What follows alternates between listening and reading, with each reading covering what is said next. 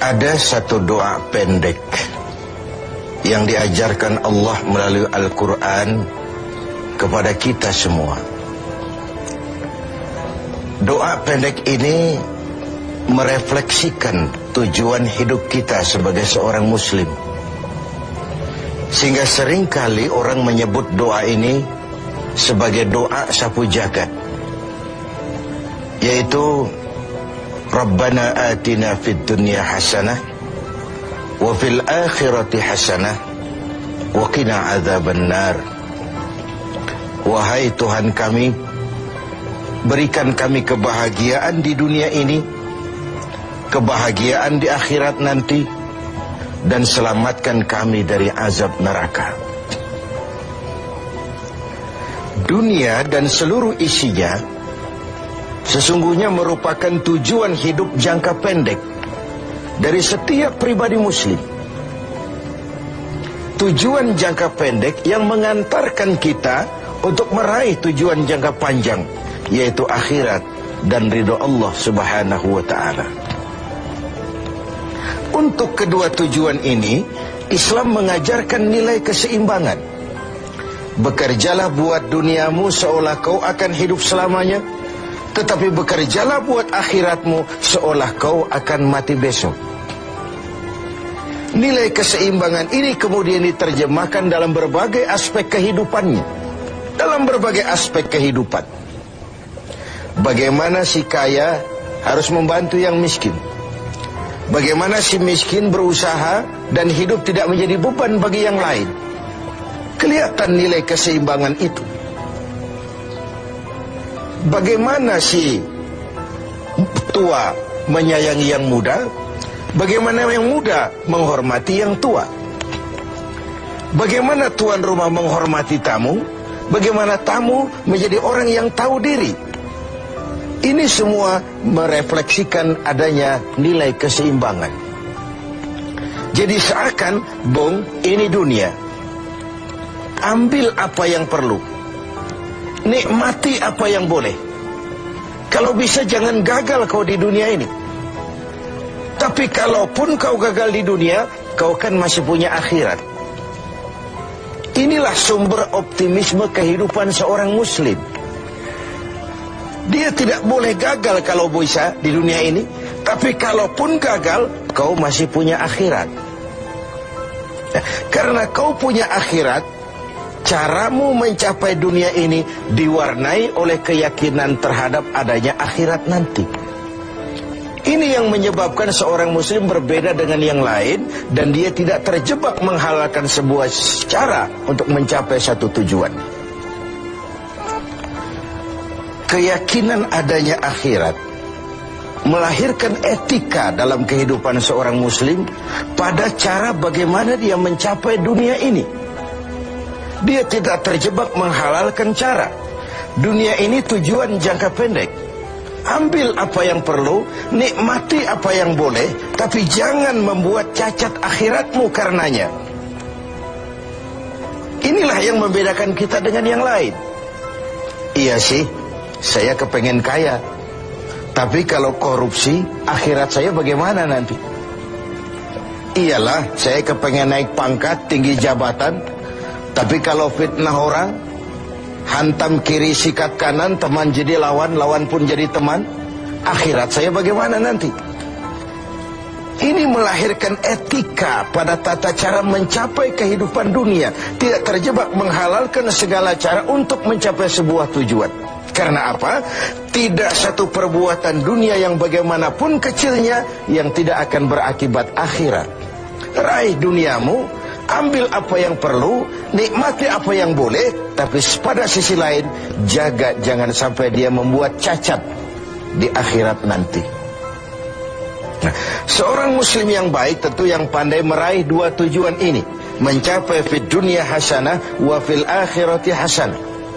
Sementara Rasul pernah mengajarkan, bukan orang yang terbaik dari kamu orang yang hanya mengejar dunia dengan menyia-nyiakan akhiratnya. Seperti juga bukan orang yang terbaik yang mengutamakan akhirat dengan menyia-nyiakan dunianya.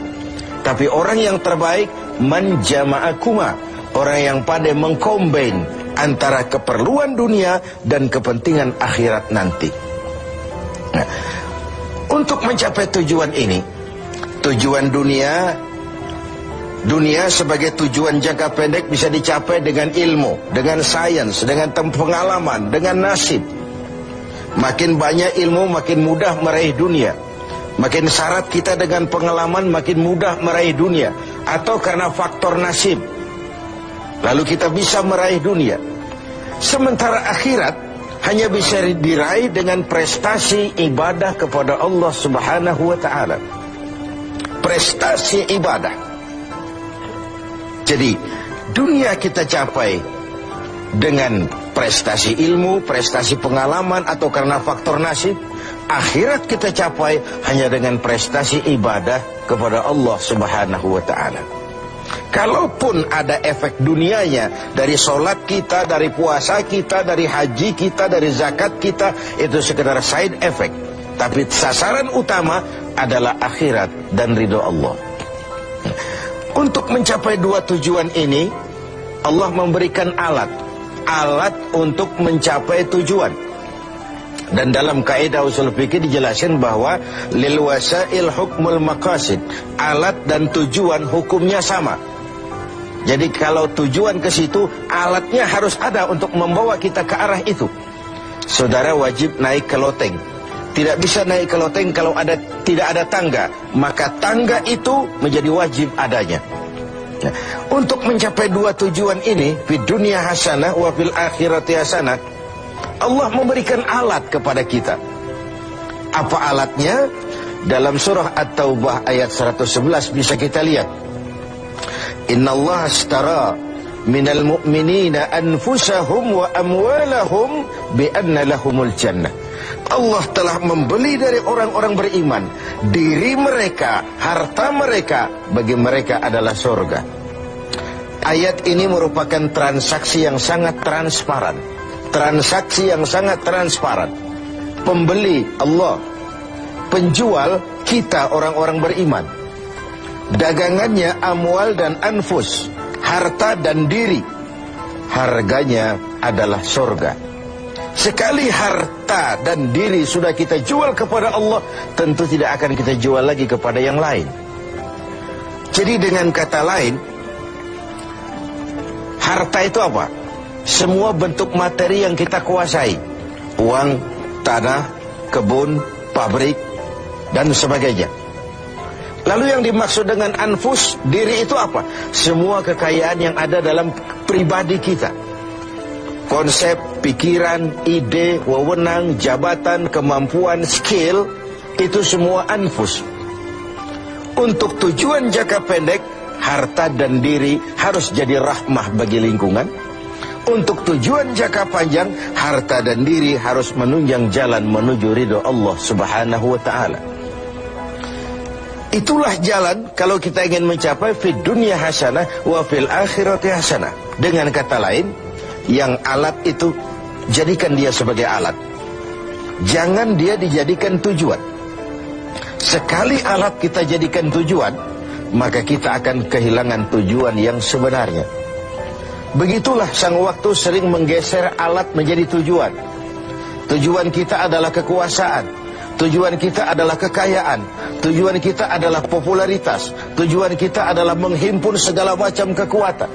Padahal itu cuma sekadar alat untuk mencapai fid dunya hasanah wa fil akhirati hasanah. Kalau alat kita jadikan tujuan, kita akan kehilangan tujuan yang sebenarnya. Dan akhirnya kita akan terjerat kepada fata morgana. Kita sangka itulah tujuan itu. Kita sangka kita sudah sampai kepada titik yang kita tuju, padahal cuma pandangan yang menipu saja. Akhirnya kita terjerat dalam arus siklus yang berkali-kali diperingatkan oleh Al-Quran. Alhaakumut takatsur. Kamu telah celaka lantaran berlomba-lomba menjadikan alat sebagai tujuan. Berlomba-lomba menjadikan alat sebagai tujuan.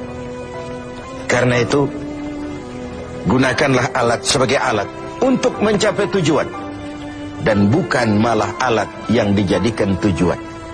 Berapa banyak pun harta kita miliki, dia cuma alat. Setinggi apapun kedudukan yang kita capai, dia cuma alat. Sebanyak apapun ilmu pengetahuan yang kita kuasai, dia cuma sekedar alat untuk mencapai fid dunia hasanah wa fil akhirati hasanah. Dengan puasa Ramadan kita harapkan menjadi laboratorium rohani yang membina nilai-nilai keseimbangan. Sebab kalau tidak ada nilai keseimbangan, akan pincanglah gaya hidup kita. Tidak mustahil kita terjebak pada materialisme, hedonisme yang pada akhirnya lagi-lagi mengantarkan kita kepada fata morgana. Semoga ibadah puasa makin menyadarkan kita untuk memperalat yang memang alat dan menjadikan tujuan yang memang tujuan untuk mencapai fid dunia hasanah wa fil akhirat